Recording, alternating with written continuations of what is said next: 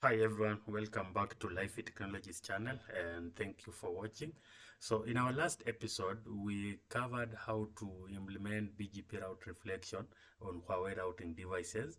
And as you remember, we mentioned that when you have route reflection configured on your network, the devices will have different roles. For example, we have the clients, we have non-clients, and we also have the route reflector.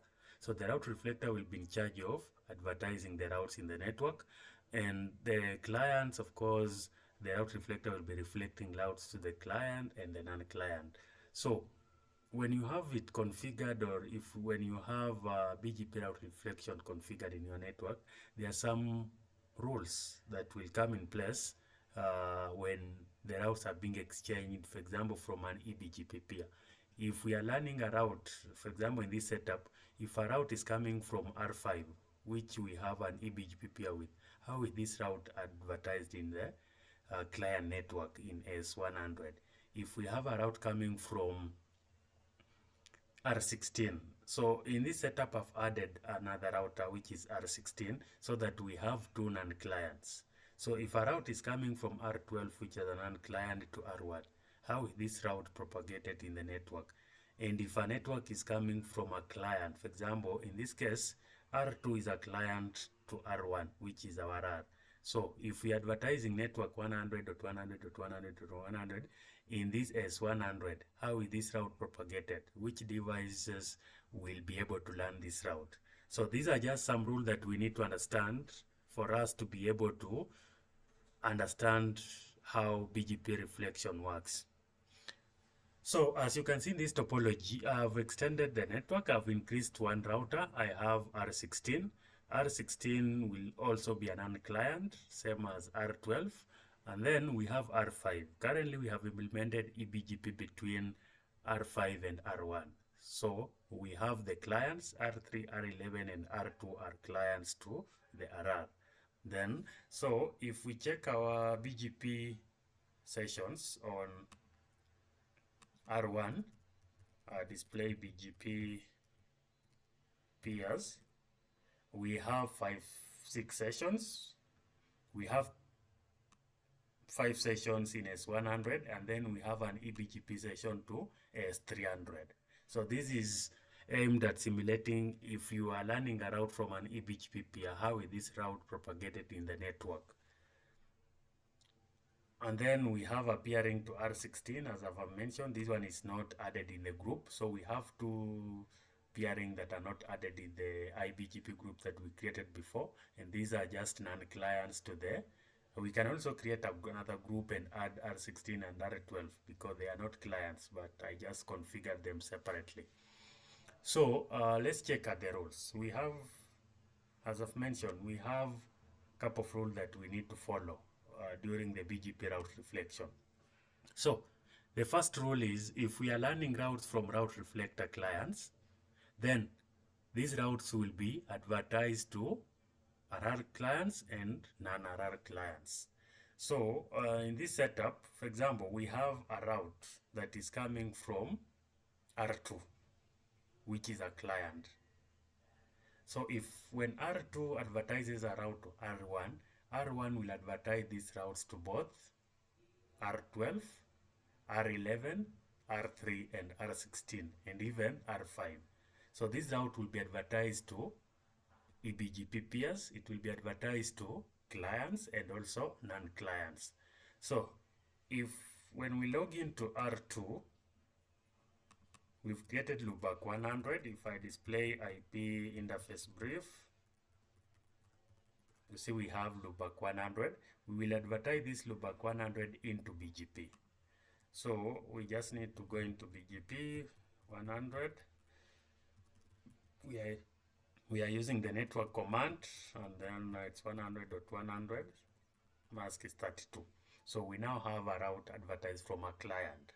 So we said if it's coming from a client, it goes to other clients, non-clients, and even the EBGP.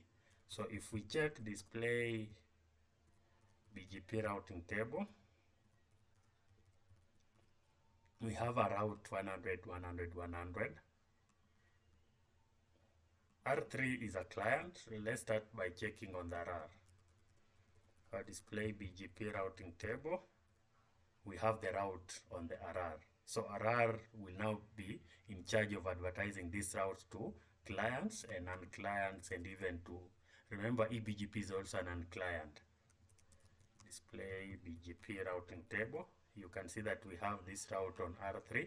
If we check on R16, display BGP routing table, we also have this route. So this route came in, it has been advertised to, if I just take a snippet,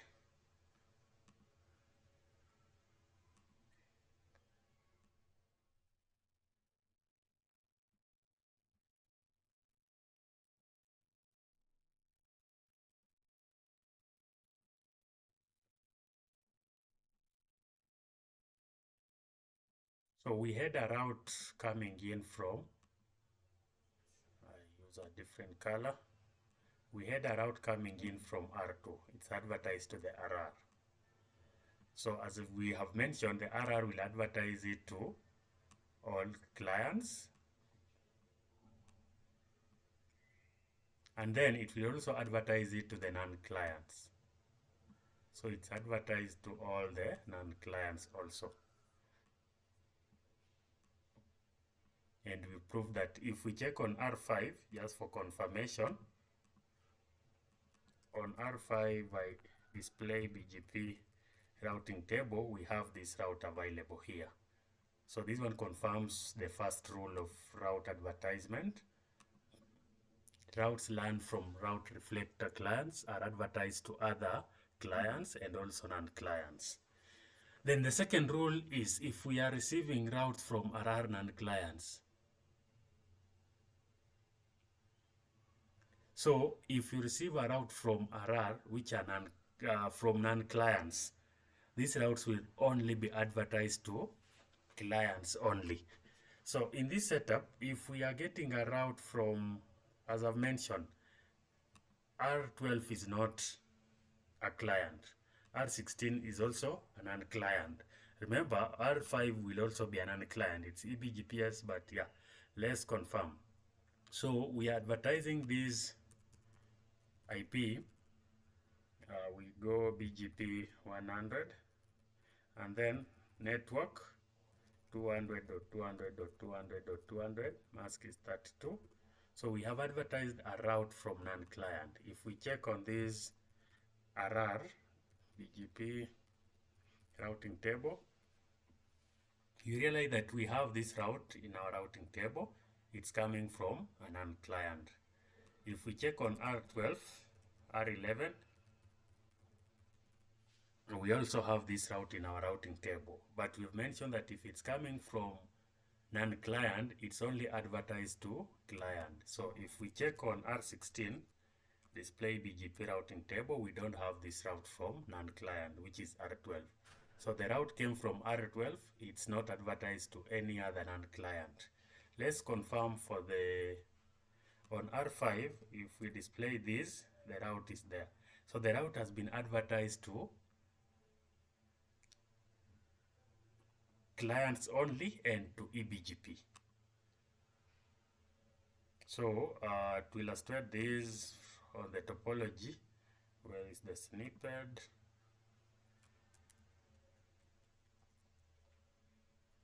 So we have a route coming in from this non-client. The route has been advertised to all the clients.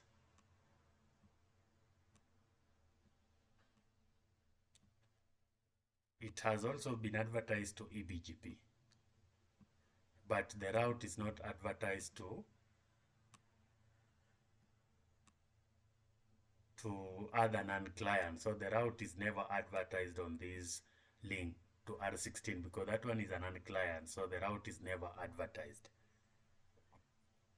So it's advertised to only clients and the EBGP peer. So that is the second rule of BGP. If you learn a route from a non-client, you don't advertise it to non-clients. You only advertise it to clients and the other EBGP peerings. Okay, that is the second rule.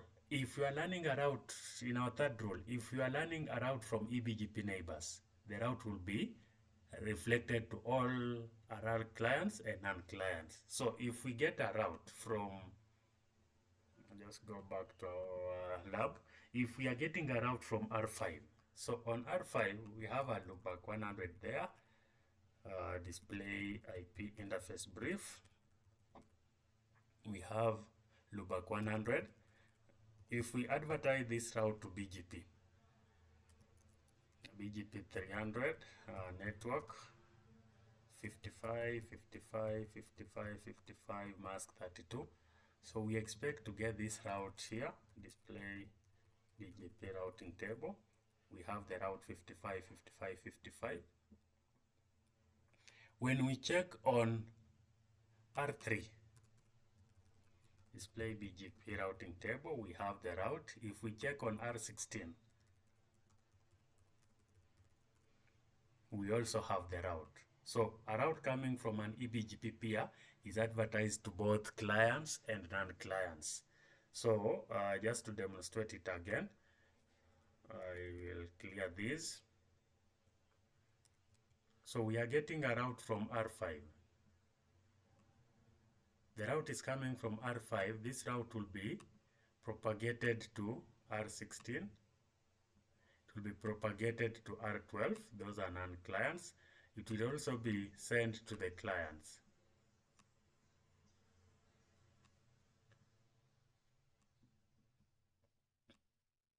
So it will even be propagated, if this peering is up, it will also be propagated to AS200. So we are getting it from an EBGP peer. We advertise it to both clients and non-clients.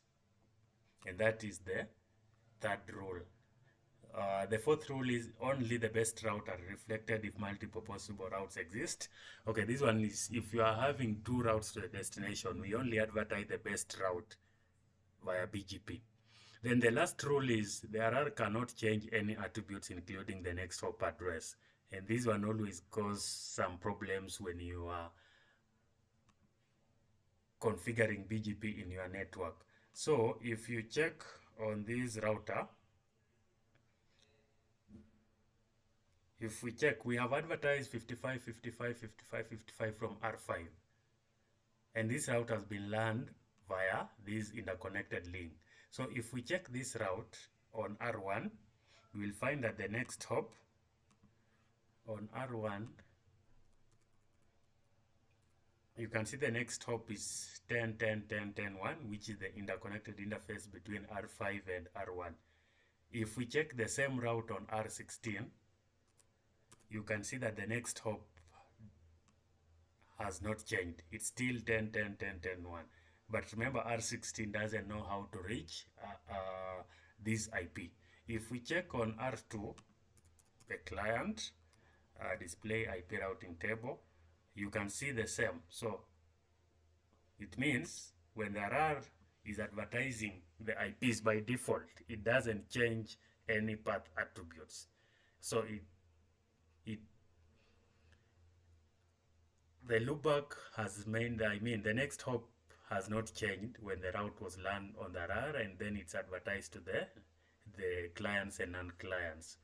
So these are the 5 rules when you are running route reflection in your network. The first rule, if you are learning routes from Route Reflector clients, these routes will be advertised to clients and non-clients. If you only learn routes from non-clients, the routes will be advertised only to the clients. And if you are learning an EBGP route, then this route will be advertised to clients and non-clients. And the fourth rule is only the best route are reflected if multiple possible routes exist. And the last one is the route reflector cannot change any attributes, including the next hop address. So these are the rules that control route advertisement when you are running, when you are implementing route reflectors in your network. And you need to understand them so that they will help you when you have issues in the network. It's very easy to troubleshoot and identify why you are facing challenges. I hope you've enjoyed this session, and Please subscribe to our channel and stay tuned for more upcoming videos, both on IP-RAN, HCIA, and even more lab simulations on BGP and any other protocol that will be demonstrating how to implement on our channel. Thank you for watching, and please like, comment, and subscribe. If you have any question, feel free to leave a comment in the comment section, and we will give feedback to you. Thank you.